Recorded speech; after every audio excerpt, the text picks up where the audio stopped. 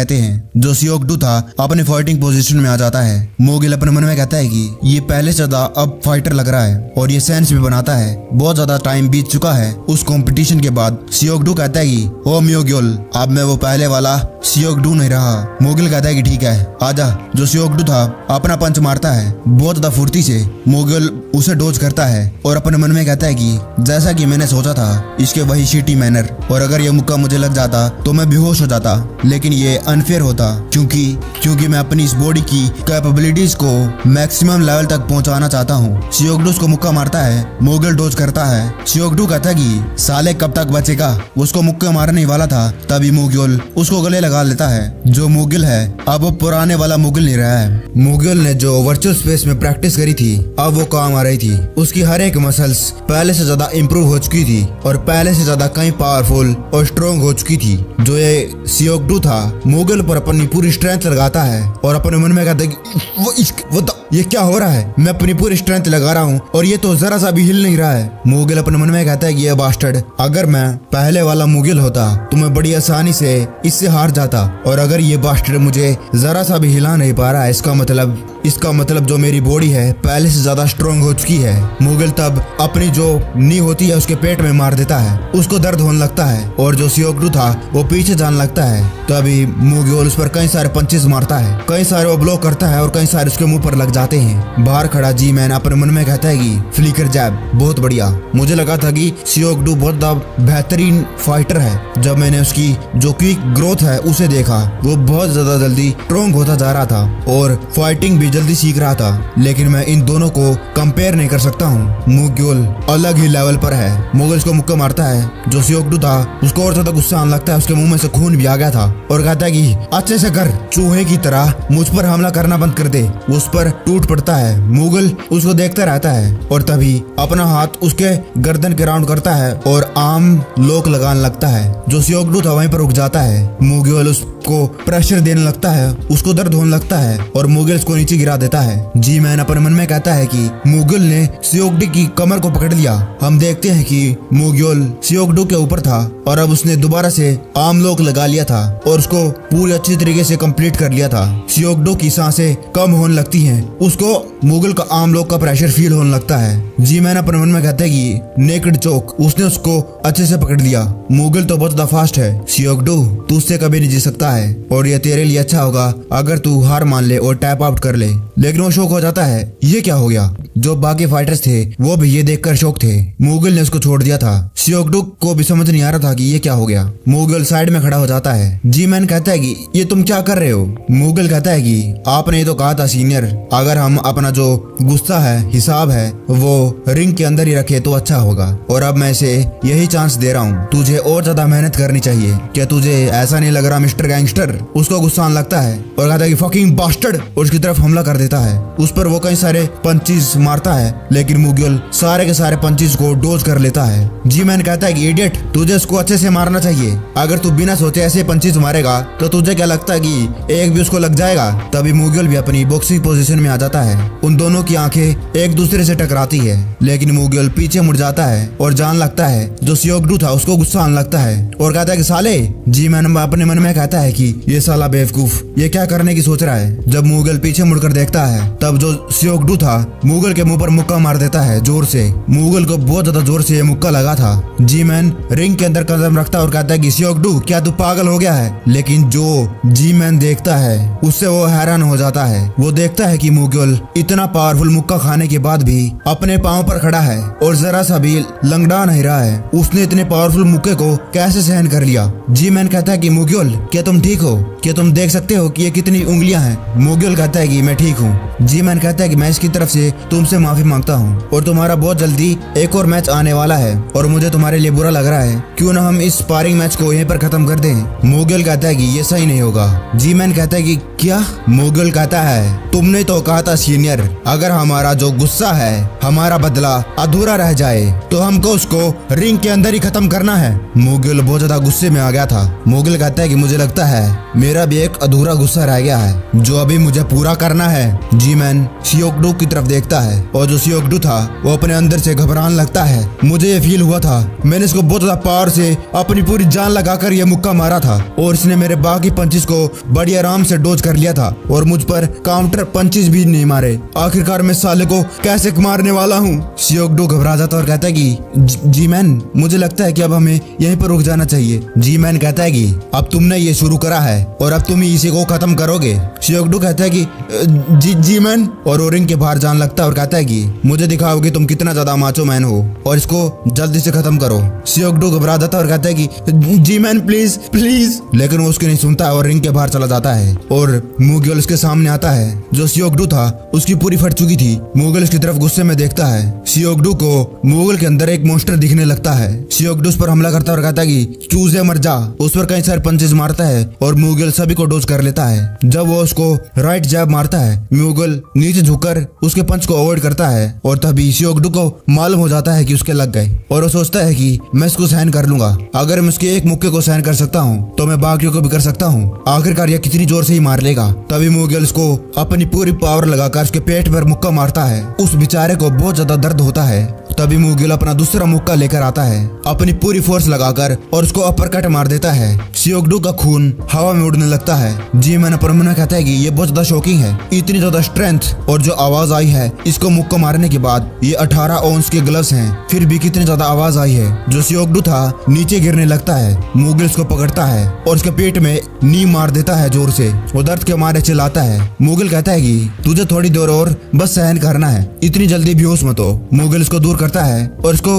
मुंह पर मुक्के मारते जाता है और लेफ्ट जैब मारता है उसके मुंह पर, जिसके बाद वो पीछे गिरने लगता है। वो अपने मन में कहता है कि डैम इट, इससे पहले कि वो गिर पाता मुगल उसके सर पर लात मार देता है। सियोकडू लेफ्ट साइड गिरने लगता है और मुगल उसको एक और पंच मारने जाता है। तभी जो जी मैन है वो आ जाता है और उसको रोक देता है। जी मैन कहता है कि अब तुम्हें रुक जाना चाहिए। मुगल कुछ नहीं कहता है और पीछे मुड़कर रिंग से बाहर जाने लगता है। सीन कट होता है और हम वोंगी और जिम का सीन देखते हैं। जो फाइटर्स थे वो कहते हैं कि वोंगी वो साला मोटा भी पिट गया, क्या वो अब डाइटिंग पे चल रहा है, वो उसको हरा नहीं पाया। वोंगी कहता है कि मुझे तो ऐसा नहीं लग रहा है कि तूने उसके पेट को नहीं देखा। पीछे एक और फाइटर खड़ा था, वो कहता है कि डैम ये कुछ सेंस नहीं बना रहा है। मुगल ने अपने से 10 किलो ज्यादा वजन के बंदे को मार दिया। वोंगी अपने मन में कहता है कि मुगल अपने आप को फिर से इम्प्रूव कर रहा है, वो लगातार इम्प्रूव करते जा रहा है और अब वो पहले से और ज्यादा अलग बन चुका है और अब वो पहले वाला मुगल नहीं रहा जो वेलकमिंग मैच में फाइट कर रहा था। ये साला चूजा,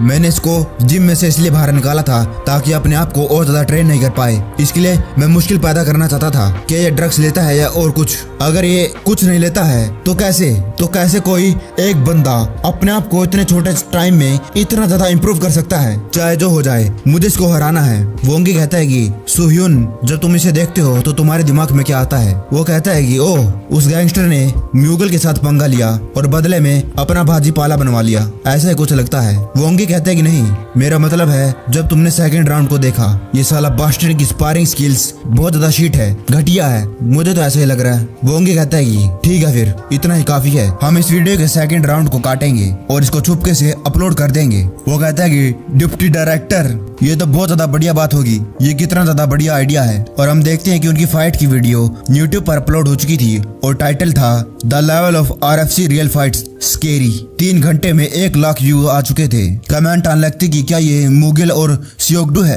वाह मुगल कितना ज्यादा अग्रेसिव है, उसने मार मार के उसका भर्ता बना दिया। ये कोई स्पारिंग मैच नहीं है, ये तो एक रियल फाइट है। मुगल ने अब की 12 लाइन क्रॉस कर दी है। मुझे मालूम है कि सियोकडू एक घटिया है, लेकिन फिर भी मुगल ने कुछ ज्यादा ही अब की बार कर दिया है। जो वोंगी था अपने हाथ में यही फोन पकड़ा हुआ था और अपने मन में कहता है कि वो साला चूजा मुगल, उससे फर्क नहीं पड़ता है वो कितना ज्यादा स्ट्रॉन्ग है, लेकिन है तो वो एक हाई स्कूल का स्टूडेंट स्टूडेंट कमेंट आने लगते कि इसको देखकर लगता है कि जो सियोक-डू है उसको शुरुआत से फाइट ही नहीं करनी है। आखिरकार ये पॉसिबल कैसे है? मुगल इसको शुरुआत से लेकर आखिरी तक पीटते जा रहा है। ये कितना ज्यादा स्केरिंग है। क्या मुगल इसको सच्ची में मार मार के खत्म करना चाहता था? ओ माय गॉड, ये कितना ज्यादा जवान है, लेकिन फिर भी इसकी स्ट्रेंथ को तो देखो। ये अभी से कितना ज्यादा स्ट्रॉन्ग बन चुका है और कितना ज्यादा आकड़ है इसके अंदर। अगला कमेंट आता है कि उसमें बुरा क्या है, वो साला है तो एक गैंगस्टर। अगला कमेंट आता है कि तू पागल हो गया है क्या? तो क्या हो गया, वो एक गैंगस्टर है। अगर उसने एक बार रिंग के अंदर कदम रख लिया है तो अब उसको रिंग के रूल फॉलो करने पड़ते हैं। लेकिन फिर भी ये साला गैंगस्टर इतनी बुरी तरीके से मार कैसे खा रहा है? पहले तो ये ऐसा नहीं था। वोंगी अपने मन में कहता है कि अगर मुगिल ऐसा ही करता रहा तो जो पब्लिक का ओपिनियन है वो मैं अपनी तरफ कर लूंगा और जो जनता होगी वो मुझे विक्ट्री दिलाएगी।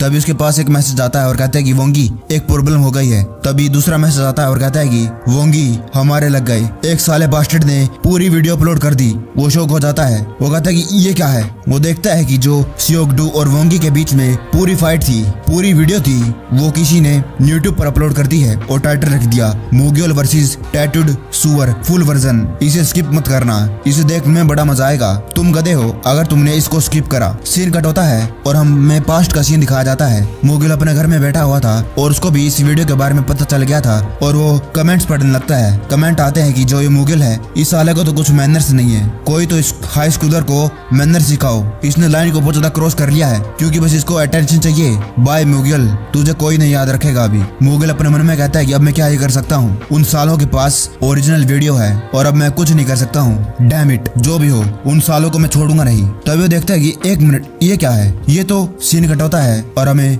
फाइट के बाद जो हुआ था वो दिखाया जाता है। जिन मैन कहता है कि बहुत बढ़िया लड़के, मुझे माफ कर देना कि ये ऐसे खत्म हुआ। मुगल कहता है कि मुझे भी माफ कर दो। जी मैन कहता है कि उसकी कोई जरूरत नहीं है, ये सियोक-डू था जिसने लाइन को पहले क्रॉस किया था और मैं उसकी तरफ से और हमारी पूरी टीम की तरफ से तुमसे माफी मांगता हूँ और तुम्हारे अगले मैच के लिए अच्छे से प्रिपेयर करो। मुगल उसको थैंक यू कहता है। जी मैन जब जाता है मुगल वहीं पर खड़ा रहता है और उसको जाते हुए देखता रहता है। तभी उसको आवाज आती है एक्सक्यूज मी। मुगल पीछे मुड़कर देखता है। वो देखता है कि दो छोटे छोटे बच्चे हैं। एक कहता है कि मैंने अभी तुम्हारी फाइट को देखा, मैंने देखा कि तुमने उस गैंगस्टर को कैसे धोया, तुम तो बड़े अमेजिंग हो। मुगल जान लगता है और कहता है कि तुम बच्चों को ऐसी चीजें नहीं देखनी चाहिए, घर जाओ और जाकर एनिमी गाय रिकैप की वीडियो देखो।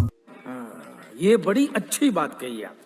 दूसरा लड़का कहता है कि क्या तुम एक मार्शल आर्ट फाइटर हो? मुगल कहता है कि नहीं, लेकिन जल्द ही बन जाऊंगा। पहला लड़का कहता है कि वाओ, क्या तुम मुझे अपना ऑटोग्राफ दे सकते हो? तब मुगल रुक जाता है और उनके कंधों पर हाथ रखता है और कहता है कि ठीक है, लेकिन मुझसे वादा करो कि तुम कभी भी उस गैंगस्टर जैसे नहीं बनोगे, ठीक है? वो दोनों बच्चे खुश हो जाते हैं और कहते हैं कि हाँ, हम वादा करते हैं। और अब हम प्रेजेंट में आ जाते हैं। मुगल उन्हीं को याद कर रहा था और जब उसकी ओरिजिनल वीडियो वायरल हो जाती है उस पर कमेंट आने लगते हैं कि वाओ, इसका मतलब उस साले सियोक-डू ने घंटी बजने के बाद भी मुगल को मुक्का मारा। जो दो बच्चे थे उनमें से एक कमेंट करता है कि ही मैं तो वहाँ पर इस टैटू वाले सुअर को देखने के लिए आया था और मैंने चुपके से खिड़की से ये वीडियो रिकॉर्ड कर ली थी। मैंने देखा कि जो मुगल था वो अपने घर के लिए जा रहा था और तभी इस साले ने उसको मुक्का मार दिया। अगला कमेंट आता है कि अच्छा तो ऐसा हुआ था क्या?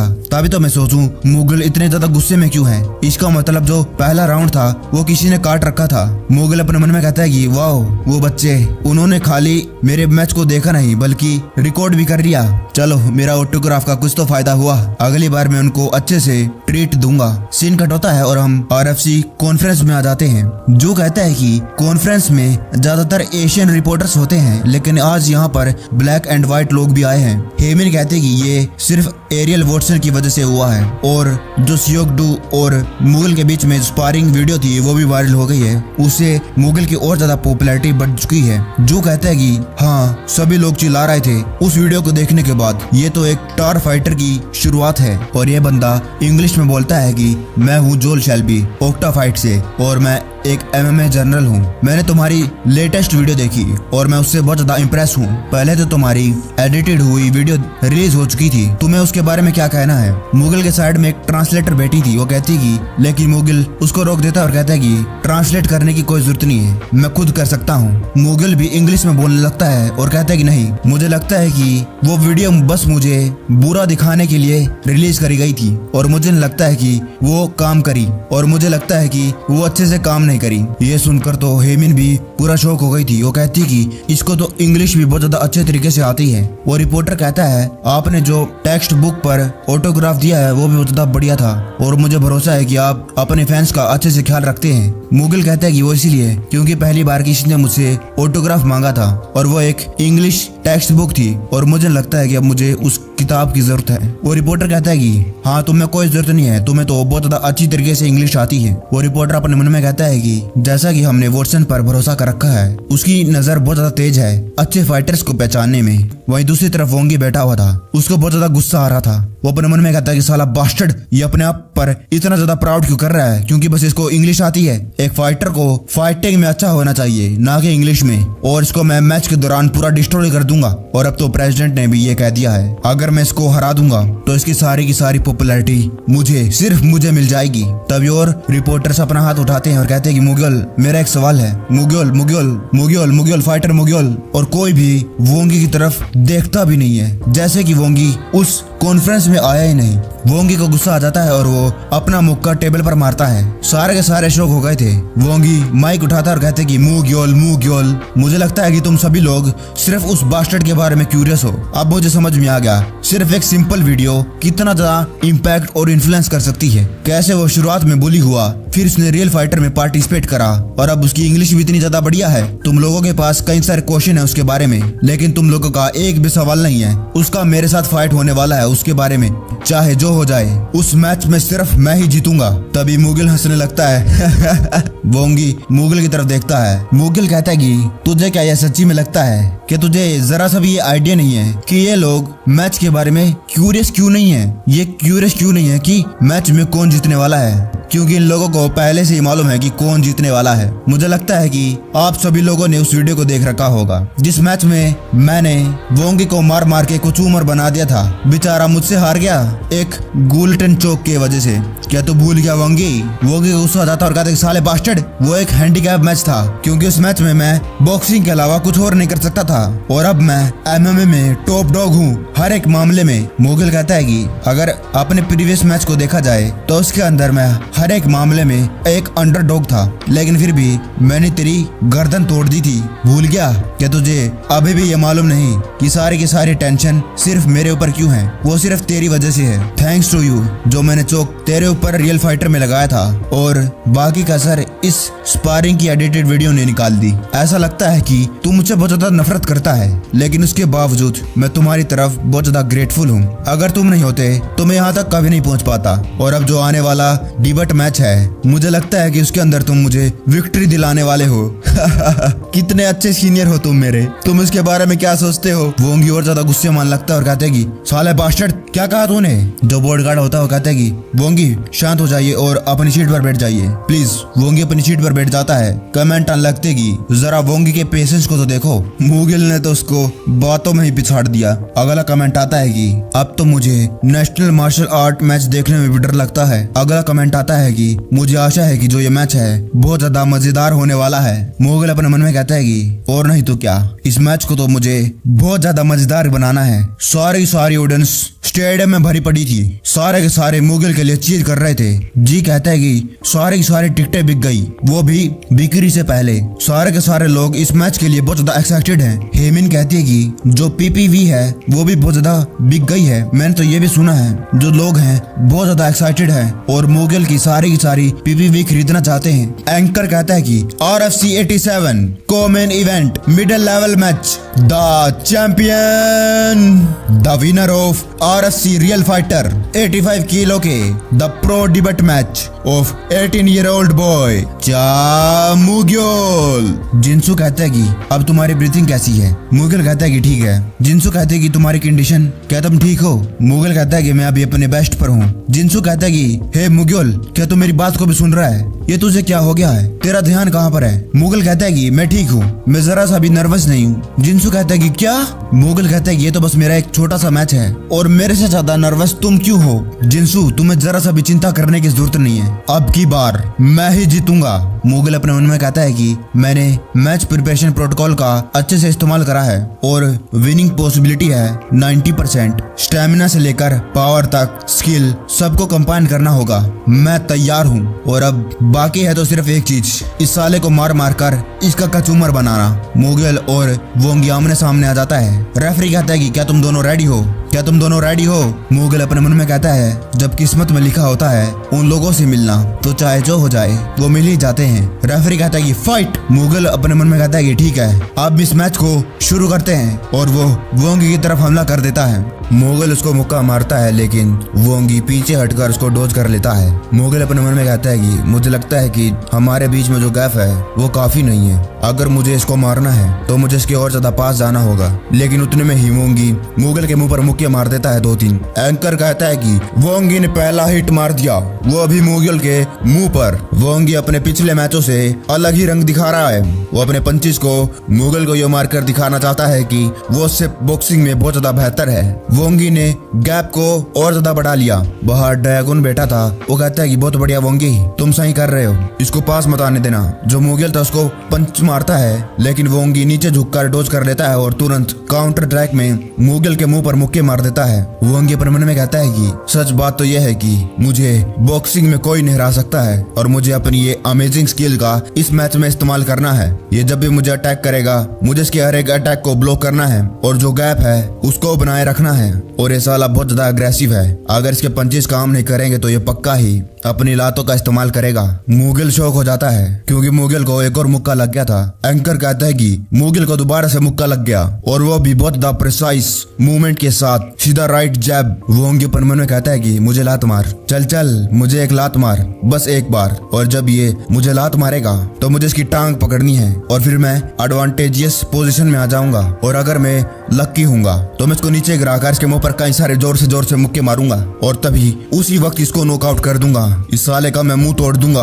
ये आ रहा है, ये लात मार रहा है, मुझे बस इसकी लात मारनी है और जीत मेरी हो जाएगी, मेरी।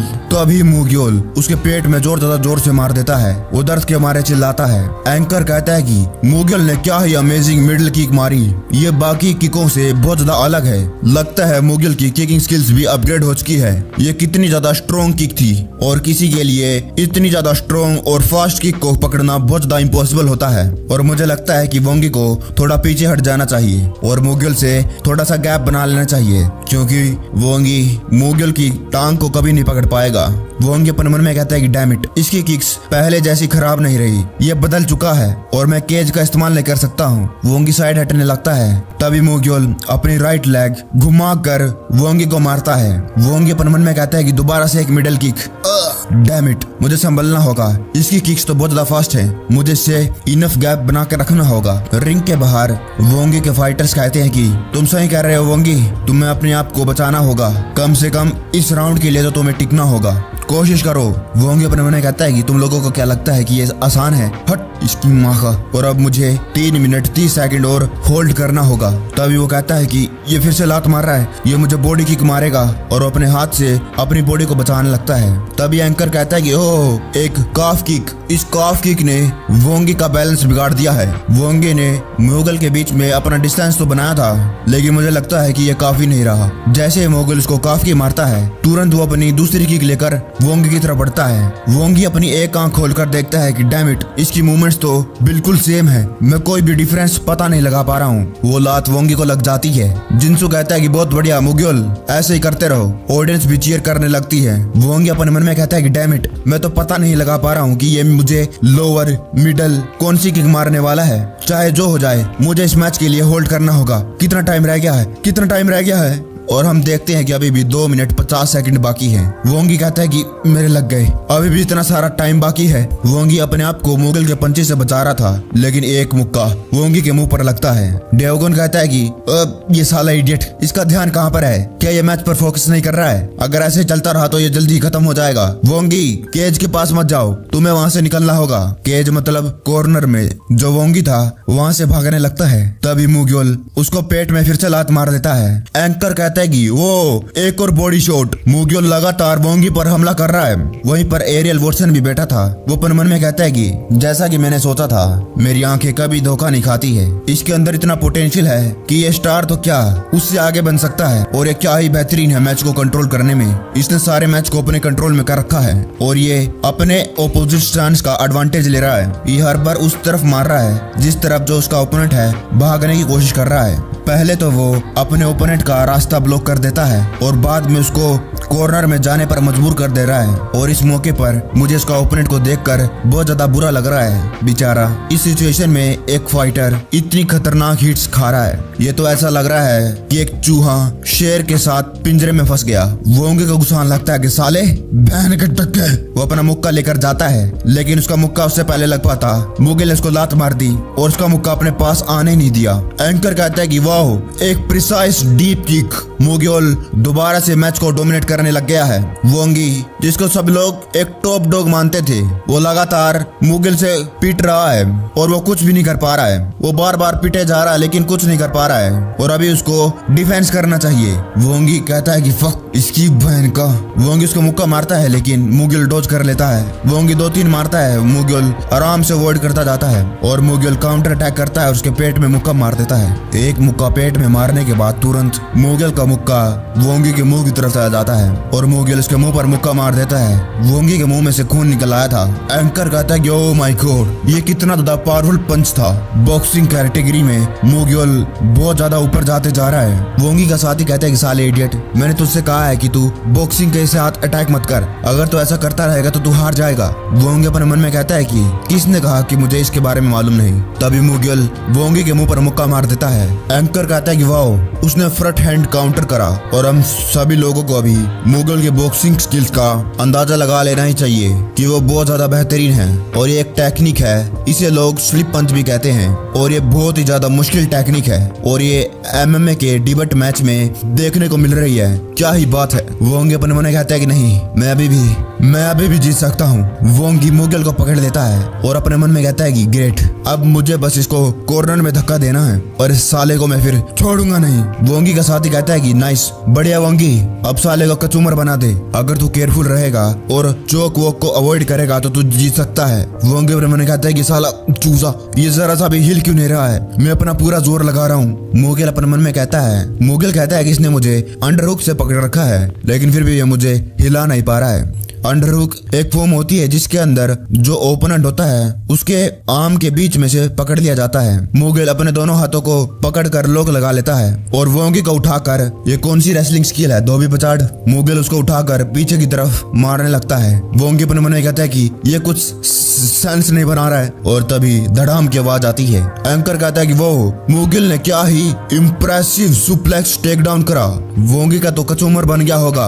ये क्या देख रहा हूँ मैं अपनी आंखों से। मोगिल के पास क्या ही मस्कुलर स्ट्रेंथ है। वोंगी ने उसको अंडरहुक से पकड़ लिया था लेकिन मोगिल ने उसका सुप्लेक्स टेक डाउन कर दिया। वोंगी अपने मन में कहता है कि डैम इट, इसके पास इतनी स्ट्रेंथ कहां से आ गई? क्या ये इतनी आसानी से खत्म होने वाला है? इसकी माँ का, क्या मेरे साथ मजाक हो रहा है? तभी मोगिल उसके मुंह पर मुक्का मारता है लेकिन जो वोंगी था अभी भी कहां हार मानने वाला था। वो अपनी लोअर बॉडी को उठाता है और मोगिल पर चोक लगाने लगता है। वो मोगिल के गर्दन के राउंड अपनी टांग को घुसाता है। एंकर कहते हैं कि एक आर्म बार। वोंगी इतने छोटे समय में एक आर्म बार ट्राई करने की कोशिश कर रहा है लेकिन जो वोंगी की ग्रिप है वो इतनी ज्यादा भी स्ट्रॉन्ग नहीं है, लेकिन अगर उसने इस चोक को अच्छे से कर दिया तो शायद वो जीत सकता है। वोंगी अपन मन कहता है कि बढ़िया, मैंने इसको पकड़ दिया और अब मैं इसको खत्म कर दूंगा। लेकिन वो शौक हो जाता है और हम वोंगी की कमर को देखते हैं क्योंकि मोगिल ने उसको हवा में उठा लिया था। वोंगी अपन मन कहते हैं कि ये क्या है। सारे दर्शक, एरियल वॉटसन, सब ये देखकर शौक हो गए थे। वोंगी अपन मन में कहता है कि नहीं,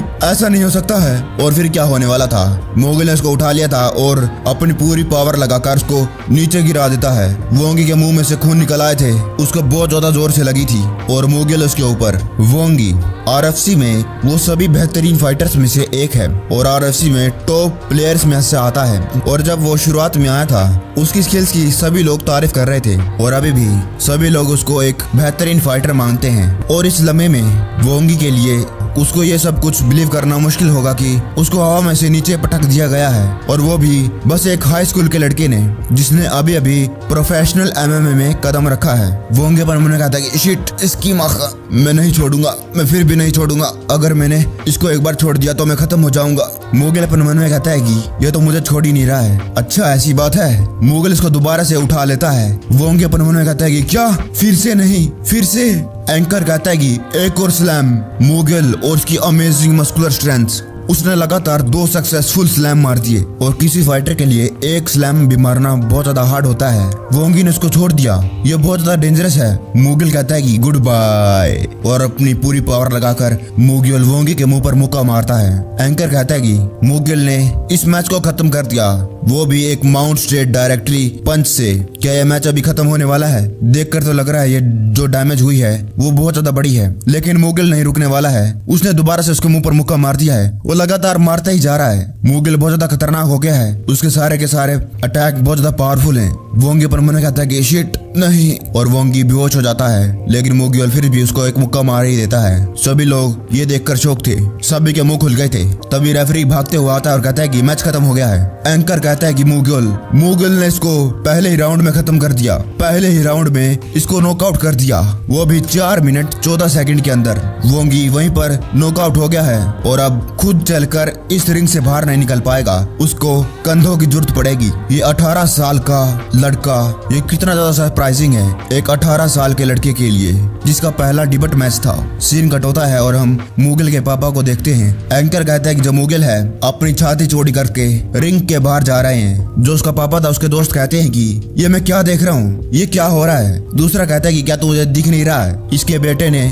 उस मार्शल आर्ट फाइटर का भुट्टा बना दिया। एक और कहता है कि अरे भाई सही में ये देखकर तो मेरी रीढ़ की हड्डी तक कांपने लग गई। और वो कहता है कि वाह ह्यूंग, तुमने तो अपने बेटे को अच्छे से पाला है। मैं खुद एक फादर हूँ, लेकिन तुमने अपने बेटे को जैसे पाला है वो बहुत ज्यादा अमेजिंग है। दूसरा कहता है कि तुम चुप हो जाओ, चाह ह्यूंग का बेटे का इंटरव्यू चल रहा है। एंकर कहता है कि तुमने अपने मैच को बहुत ही बेहतरीन तरीके से जीता है, तुम्हें तो बहुत ज्यादा औसम फील हो रहा होगा। क्या तुम बता सकते हो कि तुम अब कैसा फील कर रहे हो? मुगल कहता है कि दरअसल मुझे इसके बारे में पहले से मालूम था, और इसीलिए मैं कुछ ज्यादा एक्साइटेड नहीं हूँ, लेकिन अब मैं क्या ही कह सकता हूँ। जब मैं इस मैच के लिए प्रिपेयर कर रहा था, कई सारे लोगों ने मेरी मदद करी।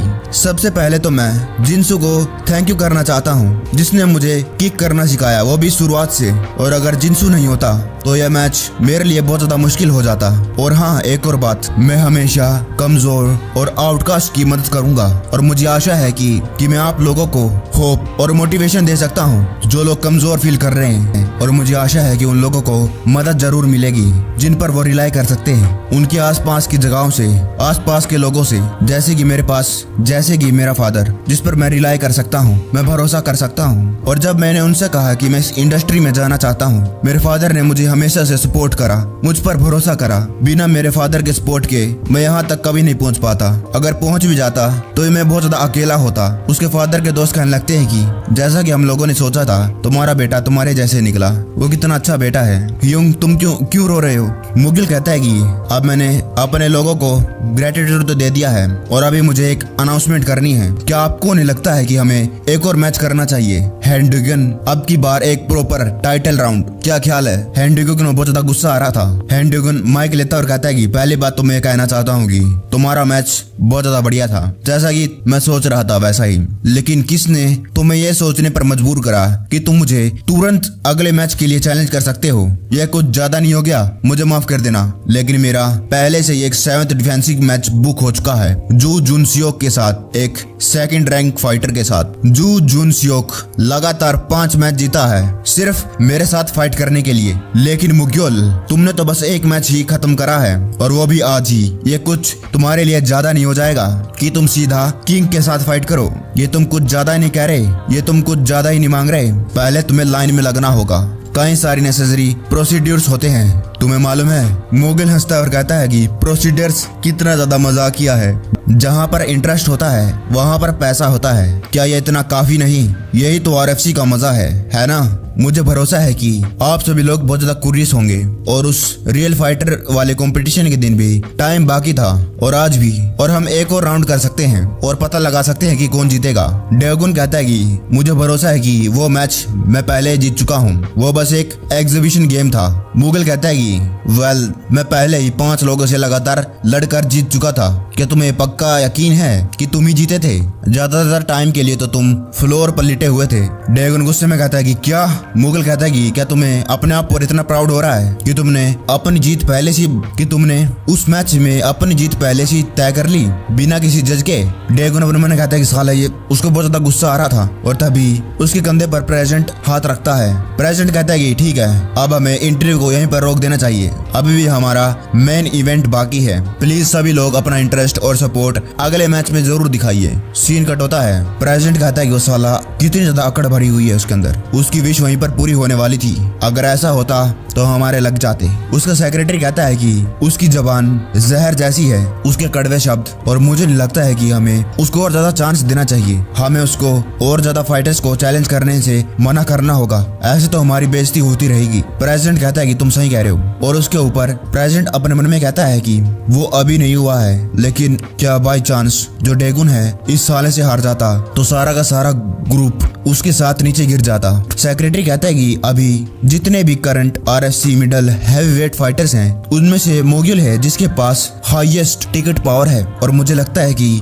ये हमारे लिए अच्छा होगा कि वो और ज्यादा विक्ट्रीज को कलेक्ट करे, कि हम उसको एक स्टार बना दे, उसके बजाय कि हम कुछ गलत डिसीजन ले और उसको मैच में हरवा दे। प्रेसिडेंट कहता है कि लेकिन अंत में तो हमें ये मेक श्योर करना होगा कि वो साला जरूर हारे। और हम देखते हैं जो मुगल था उसने प्रेसिडेंट के सामने 2 कंडीशन रखी थी। पहली थी कि वो RFC में सिर्फ 9 मैच खेलेगा और उसके बाद RFC को छोड़कर चला जाएगा, और दूसरी, प्लीज जो PV बोनस रेशियो होता है उसे दोबारा से चेंज करो, 70% मेरे और 30 तुम्हारे। प्रेसिडेंट कहता है कि तुझे क्या लगता है क्या ये सेंस भी बना रहा है? मुगल कहता है कि लेकिन अगर मैं हार गया तो उस मैच का जो PV बोनस होगा मैं उसको बिल्कुल भी नहीं लूंगा। ये सुनकर प्रेसिडेंट शॉक हो जाता है। मुगल कहता है कि अगर मैं 7 मैच में से किसी एक मैच में भी हार जाऊं तो आप जो करना चाहते हैं वो कर सकते हैं। आप जितने चाहे RFC में मेरे मैच बढ़ा सकते हैं, जितना ज्यादा PVV रेशियो रखना चाहते हैं वो रख सकते हैं, मैं कुछ नहीं कहूंगा।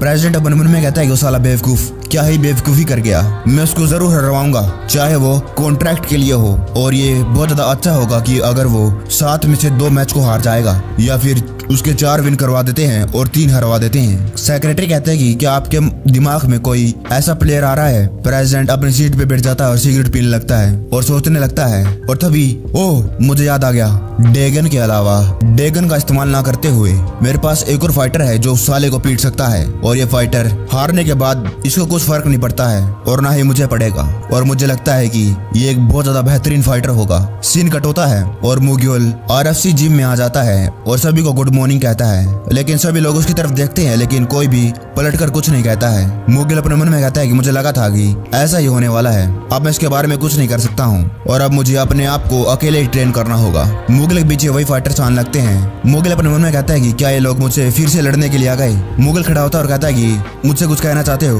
वो फाइटर्स कहते हैं कि मुगल क्या तुम मेरे काउंटर को देख सकते हो और बता सकते हो कि इसमें कुछ कमी तो नहीं, क्या ये ठीक है? उसके पीछे एक और खड़ा था, कहते हैं कि हाँ तुम मेरे भी टेक्निक में सुधार ला सकते हो। सच कहूँ तो मैं जो तुम्हारा मैच था उसको देखकर बहुत ज्यादा अमेजिंग फील हो गया था, क्या ही टेक्निक तुमने इस्तेमाल करी। मुझे क्या करना होगा अगर मुझे तुम्हारी तरह काउंटर अटैक करना है? हम चारों को अच्छे से पंचिंग करना नहीं आता है, क्या तुम हमें सिखा सकते हो? मुगल अपने मन में कहता है कि क्या इनका कोई ये नया तरीका है मुझसे फाइट करने का? वो पहला वाला बंदा कहता है कि मुझे नहीं मालूम कि ये सुनने में कैसा लगेगा, लेकिन हम चारों को तुमसे कोई नफरत नहीं है और हमारा कोई ऐसा इरादा नहीं है जो डिप्टी डायरेक्टर रखता है। वो कहते हैं कि हाँ ये सही कह रहा है, कई सारे लोग हैं जो इस जिम को बस इसलिए अटेंड करते हैं क्योंकि वो अपने आप को स्ट्रोंगर करना चाहते हैं। प्लीज हमें सिखाइए और बदले में हम आपके किक प्रैक्टिस करने में मदद करेंगे, हम आपके किक मिट्स बन जाएंगे। मुगल पहले तो उनकी तरफ देखता रहता है और कुछ नहीं कहता है और फिर कहता है कि तुम लोग अभी भी यहाँ पर खड़े क्यों हो? तुम्हारे ग्लव्स कहाँ पर हैं? तुम चाहते हो कि मैं तुम लोगों को सिखाऊं, लेकिन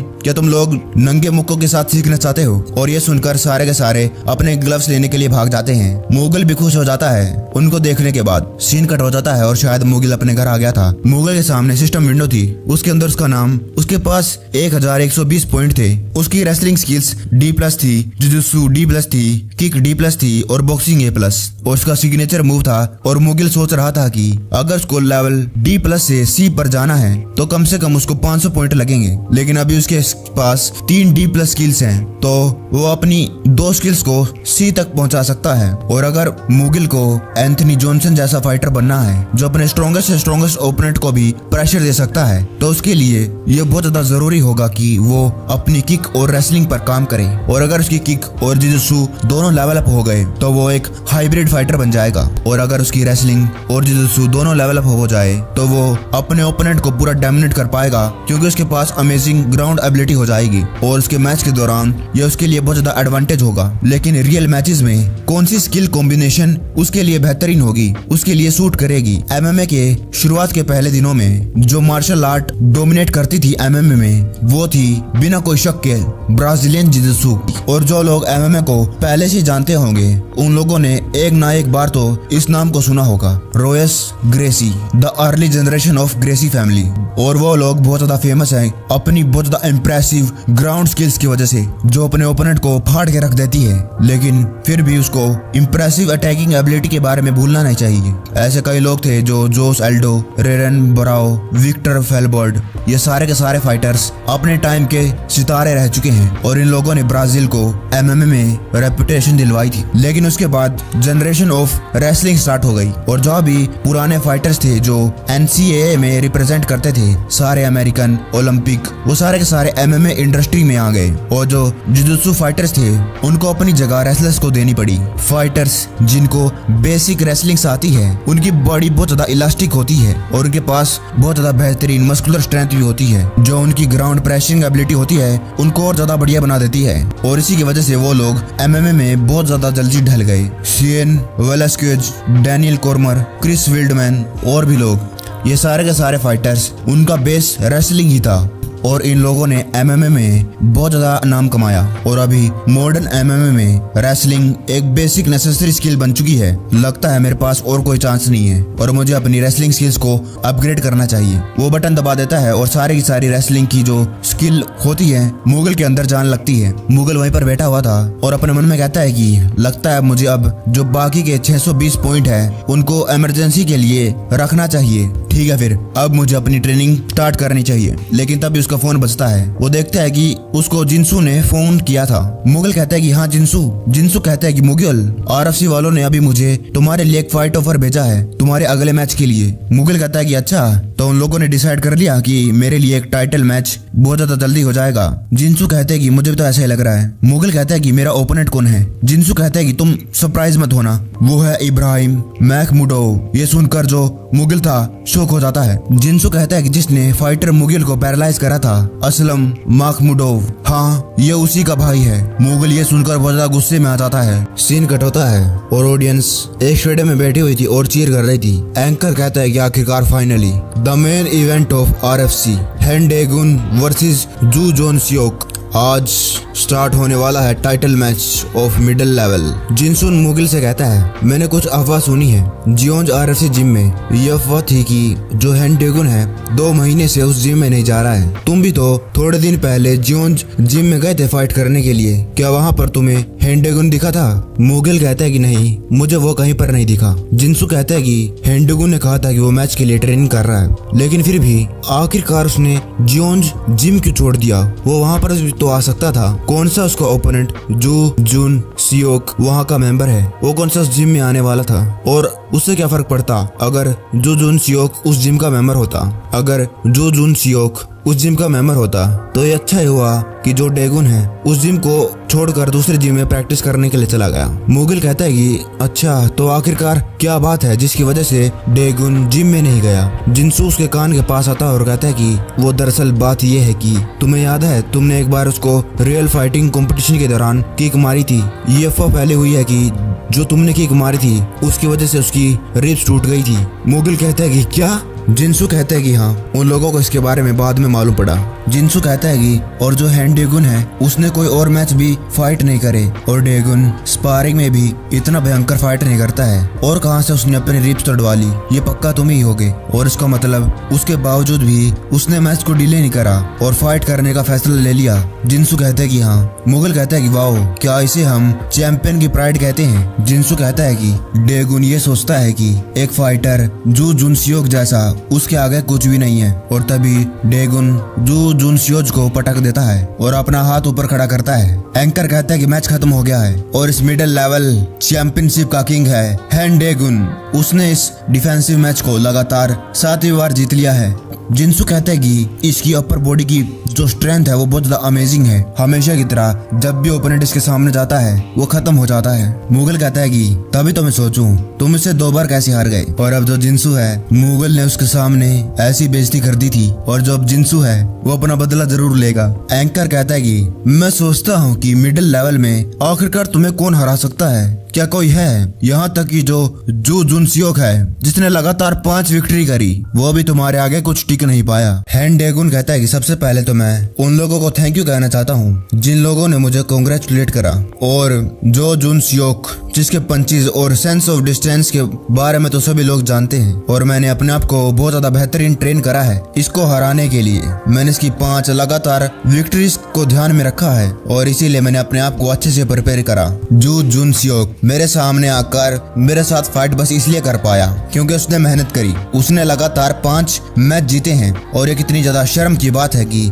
कई दूसरे भी फाइटर्स हैं जो मेरे साथ फाइट करने के लिए रिक्वेस्ट करते हैं बिना उनकी खुद की काबिलियत को जाने। जिनसू कहता है कि ये साला बास्टर्ड ये पक्का ही तुम्हारी बात कर रहा है। जिनसू कहता है कि अपने आप पर इतना ज्यादा प्राउड क्यों कर रहा है, इसने भी तो एक टाइटल मैच खेला था अपने 3 मैचों के बाद। हैन डेगुन मुगल की तरफ देखता है और कहता है ये जानना बहुत ज्यादा जरूरी हो जाता है कि एक टाइटल मैच सिर्फ एक बंदे की काबिलियत और उसकी कैपेबिलिटी को देखकर होती है। अगर उसके पास इनफ क्वालिफिकेशन और कैपेबिलिटी होती है तभी। मेरे कहने का मतलब ये है कि हर कोई ऐसे कोई गैरा वैरा यहाँ पर मैच के लिए खड़ा नहीं हो सकता है, और मुझे पक्का यकीन है उन फाइटर्स में से एक अभी मुझे देख रहा है, और ये मैं हमेशा मेक श्योर करूंगा, मैं उसे देखूंगा, उसकी मूव्स को सुधारने में मैं मदद करूंगा ताकि वो एक टाइटल मैच में खड़ा हो पाए। उसको यहाँ तक आने में कई सारी परेशानी खड़ी होंगी, कई सारे उसके रास्ते में रोड़े आएंगे, लेकिन फिर भी अगर कोई चांस से वो फाइटर इतना कैपेबल हो जाए और यहाँ तक आ जाए तब भी कुछ फर्क नहीं पड़ेगा। मैं उस साले को तोड़ूंगा, उसका कचूमर बना दूंगा। सीन कट होता है और हम जो प्रेसिडेंट है उसके घर का सीन देखते हैं। कई बार MMA में हम कई फाइटर्स को निकनेम से बुलाते हैं, और इस बंदे का निकनेम है लैंड माइन। उनके पास स्पेशल कैरेक्टरिस्टिक्स तो नहीं होती है, और उनकी जो रैंक है वो भी हाई नहीं होती है, और ना ही उनको बैटल के लिए ज्यादा फीस मिलती है, लेकिन वो लोग बहुत ज्यादा स्ट्रॉन्ग होते हैं, और ज्यादातर उनका जो मैच का स्टाइल होता है वो होता है स्टिकी रेसलिंग बेस। 10 में से 9 मैचों में वो ग्रिपिंग टेक्निक का इस्तेमाल करते हैं। उनको लैंड माइन बस इसलिए कहा जाता है क्योंकि जब एक फाइटर इन लैंड माइन्स के ऊपर कदम रखता है उनका करियर डगमगा जाता है, और लैंड माइन पर कदम रखते ही क्या होता है, धमाका। और ये काउकस में हर एक मैन के लिए मैंडेटरी है, जरूरी है कि जब भी वो छोटे होते हैं उनको रेसलिंग और सांबो को मास्टर करना है, और जब भी वहाँ पर किसी की लड़ाई होती है, किसी की बहस होती है, तो सबसे पहले मुक्कों का इस्तेमाल होता है, बाद में बात करी जाती है। और चचनिया, डेगिस्तान, अजरबैजान और भी कई सारी जगह, लेकिन जो काउकस है वो एक नेचुरल लैंड माइन है। वहाँ के जो भी लोग होते हैं उनकी छाती बड़ी बड़ी, मजबूत हड्डियां, स्ट्रॉन्ग मसल्स, और यही इन सारे खिलाड़ियों के फीचर्स होते हैं। और जो ये मैकमुडोव ब्रदर्स हैं ये भी वहीं से आए हैं, ये भी वहीं के फाइटर्स हैं, और जो प्रेसिडेंट था वही सेम काम करता है, वाइन रखता है और अपना जो खून होता है उसके अंदर डालता है, और जो मैकमुडोव था वो उसे पी लेता है। प्रेसिडेंट अपने मन में कहता है कि इसको देखकर लगता है कि ये इंसान है, इंसान से ज्यादा ये भालू जैसा लगता है, खतरनाक भालू। और उसके ऊपर ये उस बंदे का भाई है जिसने उस साले भैन कटे के बास्टर्ड को पैरालाइज करा है, और मुझे आशा है कि वो साला अनोइंग बास्टर्ड अभी का मूगियोल इस बंदे से फाइट करने के बाद डर के हमारे कांपने लग जाएगा, और मुझे लगता है कि इससे ज्यादा कोई बेहतरीन चीज होगी। इस बंदे का नाम है इब्राहिम मैकमुडोव। इब्राहिम कहता है कि मेरा एक सवाल है। प्रेसिडेंट कहता है कि क्या? इब्राहिम कहता है कि क्या तुम मुझे बता सकते हो जो डोपिंग चेक होता है वो कब होता है? डोपिंग मतलब ड्रग्स और स्टेरॉइड्स। प्रेसिडेंट पहले तो उसकी तरफ देखता है और कुछ नहीं बोलता है। और हंसने लगता है और कहता है कि मुझे तुम पसंद आए। इब्राहिम कहता है कि आप चिंता ना करें, मेरा ओपोनेंट चाहे जो भी कोई हो, उस साले का मैं मार मार के कुत्ता बना दूंगा। और ये खबर सारी जगह फैल जाती है कि मुगल का अगला ओपोनेंट इब्राहिम मैकमुडोव होने वाला है और ये उस बंदे का भाई है जिसने फाइटर मुगल को फाइट में हराते हुए उसको पैरालाइज भी कर दिया था। और मुगल हैंडोगियन से मैच करने से पहले इस फाइटर से साथ फाइट करेगा। सीन कट होता है। जिंसू कहता है कि मैंने उसकी रिब्स इंजरी के बारे में सुना है और उसको 6 महीने के लिए मेडिकल सस्पेंशन मिलने वाला है। मेडिकल सस्पेंशन मतलब किसी प्लेयर को किसी चोट या इंजरी के कारण उसको और आगे के मैच खेलने से मना कर दिया जाता है, वो बिल्कुल बैन कर दिया जाता है। मुगिल कहता है कि इसका मतलब उनका शुरुआत से यही प्लान था। जिंसू कहता है कि जब तुमने उसको मारा उसकी बड़ी बेइज्जती हुई होगी। बेचारे की अकड़। वो साला है बहुत घमंडी। फिर जिंसू चुप हो जाता है और कहता है कि मुगिल, क्या मैं तुमसे एक सवाल पूछ सकता हूँ? जिंसू कहते हैं कि ये एक मैच है और तुम्हें इसको एक्सेप्ट करने की बिल्कुल भी जरूरत नहीं है। मुगिल कहता है कि ये तुम क्या कह रहे हो? जिंसू कहता है कि तुम्हारा नाम मुगिल सेम है उसके जैसा, और तुमने ये भी बताया कि तुमने बॉक्सिंग उसी से सीखी थी। मुगिल अपने मन में कहता है कहीं इसको मालूम तो नहीं चल गया। जिंसू कहता है कि क्या तुम घबराए हुए तो नहीं हो जो मुगिल के साथ आखिरी मैच में हुआ था? मुगिल कहता है कि अच्छा तुम ये कहना चाहते थे। मुगिल अपने मन में कहता है कि हश, मैंने तो कुछ ज्यादा सोच लिया था, मुझे लगता है कि ये कभी पता भी लगा पाएगा कि मैं वही मुगिल हूँ। जिंसू कहता है कि ये कैसा जवाब था? मुगिल कहता है कि तो क्या हो गया, मेरा नाम भी उसके जैसा सेम है और मैं उसके थोड़े से करीब था। जिंसू फिर उसकी पट्टी ले लेता है और कहता है कि साले मुझे दे। मुगिल घबरा जाता है और अब वो उसके पाँव में पट्टी बांधने लगता है। जिंसू कहता है कि तुम्हारा नाम उसके जैसा सेम है, लेकिन सच बात तो ये है कि तुम उससे बहुत ज्यादा बढ़िया हो, उससे ज्यादा स्ट्रॉन्ग हो। मुगिल कहता है कि मैं क्या?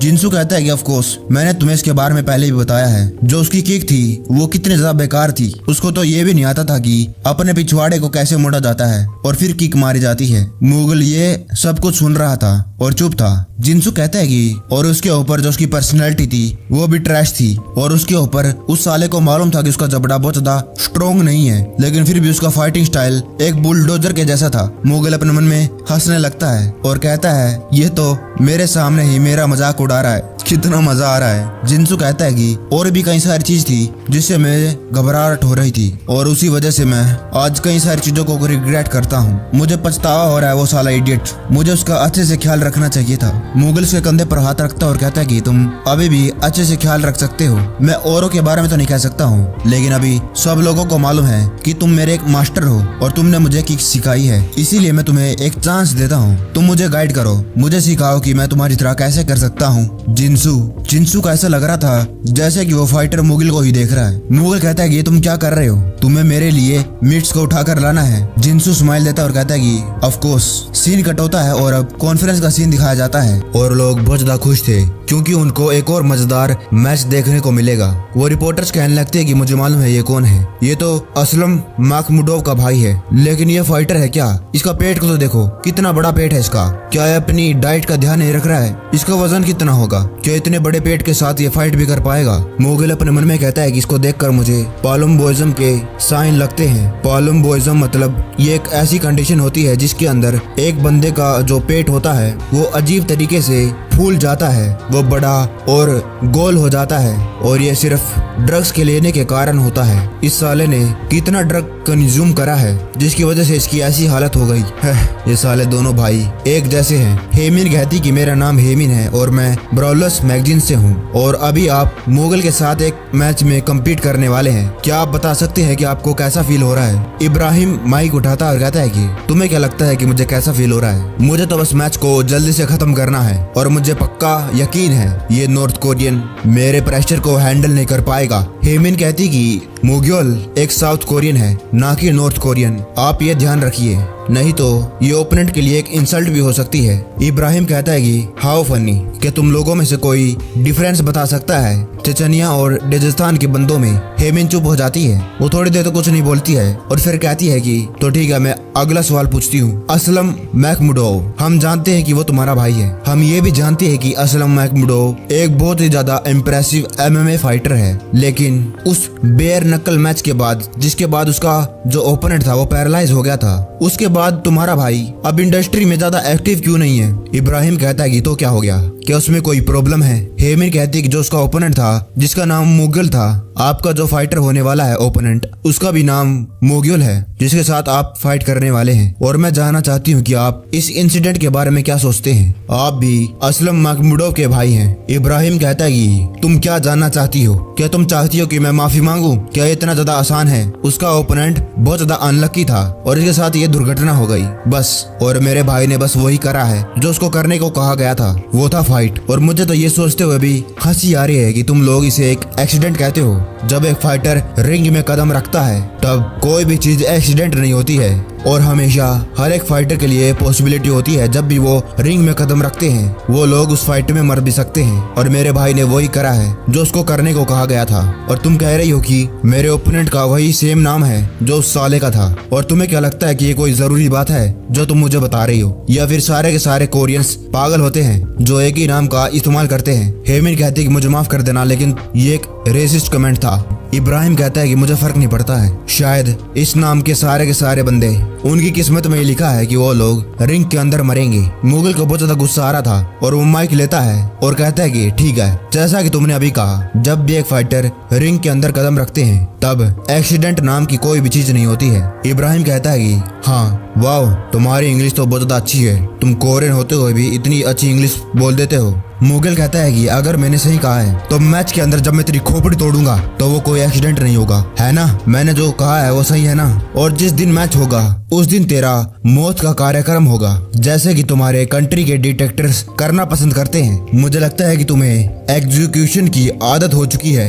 उप्स, सॉरी, एग्जीक्यूशन हमारी कंट्री में बैन है। मैंने तो बस ये कोशिश करी है तुम्हें समझाने की तुम्हारी कंट्री से, ताकि ये तुम्हारे लिए आसान हो जाए। क्या तुम्हें ये पसंद आया जो इब्राहिम था उसको गुस्सा आ जाता होगा, साले बहन के टके, तेरे मुंह को थोड़े बहुते मुक्के खाने की जरूरत है। तभी बॉडीगार्ड उसके सामने आ जाते हैं और कहते कि फाइटर महमूदोव, शांत हो जाइए और अपनी सीट पर बैठ जाइए। लेकिन जो इब्राहिम था उसको बहुत ज्यादा गुस्सा आ जाता है और वो सारे जो बॉडीगार्ड थे उनको धक्का मार देता है और कहता है कि मेरे रास्ते से दफा हो जाओ। ये एक ओवर रिएक्शन था ड्रग्स के ओवरडोज के कारण, वो अपने गुस्से को संभाल नहीं पाया। मुगल अपनी जगह से खड़ा होता है और तभी उसके सामने विंडो पॉप होती है। रॉयडर हंट डिटेक्टेड प्रेस कॉन्फ्रेंस के सामने उसको ड्रग यूजर को ओवर पावर करना है और उसके बाद उसको 400 पॉइंट मिल जाएंगे। तभी उस बंदे का मुंह विंडो में से निकलता है और मुगल अपने मन में कहता है कि वाओ, क्या बात है, पॉइंट्स, मुझे अभी पॉइंट चाहिए है। और अपना मुक्का तैयार करता है। जो वहाँ पर लोग बैठे थे वो ये देखकर शौक थे, सभी के मुंह खुल गए थे। जो इब्राहिम था अपना मुक्का लेकर मुगल की तरफ बढ़ रहा था, उन दोनों के मुक्के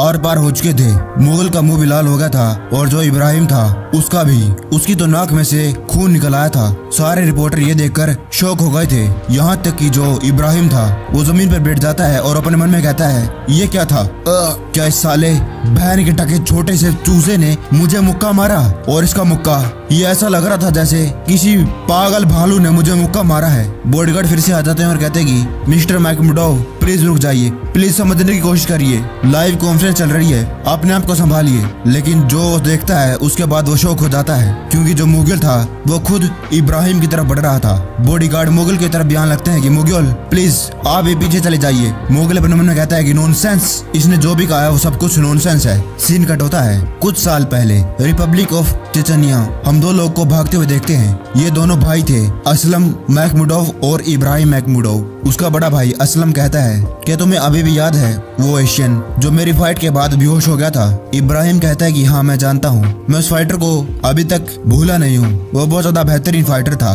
उसका फुटवर्क बहुत ज्यादा अमेजिंग था। असलम कहता है कि वो फाइटर मेरी फाइट के बाद पैरालाइज हो गया। असलम इब्राहिम कहता है कि क्या सच्ची में? असलम कहता है कि हाँ। इब्राहिम कहता है कि लेकिन मुझे नहीं लगता है कि उसमें आपकी गलती है, वो सब कुछ बस इसलिए हो गया क्योंकि वो साला इतना ज्यादा कमजोर था, आपका मुक्का वो सह नहीं कर पाया। असलम कहता है कि अगर मैं तुम्हें सच बात बताऊं तो उसमें उसकी कोई गलती नहीं थी, वो इसलिए क्योंकि वो साला पैदा ही कमजोर जीन्स के साथ हुआ था। अब प्रेजेंट में आ जाते हैं। इब्राहिम मुगल को देखता है और अपने मन में कहता है कि ये साला ये आखिरकार है कौन? क्या ये कोई म्यूटेंट है या फिर और कुछ? और उन दोनों की नजरें मिलती है। मुगल कहता है कि मैं समझ सकता हूँ कि तुम्हें कैसा फील हो रहा है, तुम मरना चाहते हो हैं? 3 हफ्ते, बस 3 हफ्ते और इंतजार करो और जो अपनी एक्सपेक्टेशंस हैं उनको और ऊपर करो। क्योंकि अभी तो ये बस शुरुआत है। उनकी जो वीडियो थी वायरल हो जाती है, कमेंट लगते हैं ये क्या बकवास देख रहा हूँ मैं, क्या सच्ची में इस एशियन ने इतने बड़े भालू को मार दिया। अगला कमेंट आता है कि जो इब्राहिम है उसको देखकर लगता है उसने ड्रग्स ले रखी है। अगला कमेंट आता है कि इब्राहिम ने उस पर हमला करा क्योंकि मुगल ने उसको भड़का दिया था, लेकिन बदले में बेचारा खुद ही मार खा गया। बेचारे ने सोच समझे ऐसे ही हमला कर दिया, उससे कोई फर्क नहीं पड़ता है। मैं कितनी बार भी इस वीडियो को दोबारा देखूं, मैं बहुत ज्यादा इम्प्रेस हो चुका हूँ। उन दोनों ने एक दूसरे को मुक्का मारा, लेकिन जो मुगल था वो जरा सा भी डगमगाया नहीं और अपने पैरों पर खड़ा रहा। और वहीं दूसरी तरफ इब्राहिम अपने घुटनों पर आ चुका था और उसकी नाकों में से खून भी निकल आया था।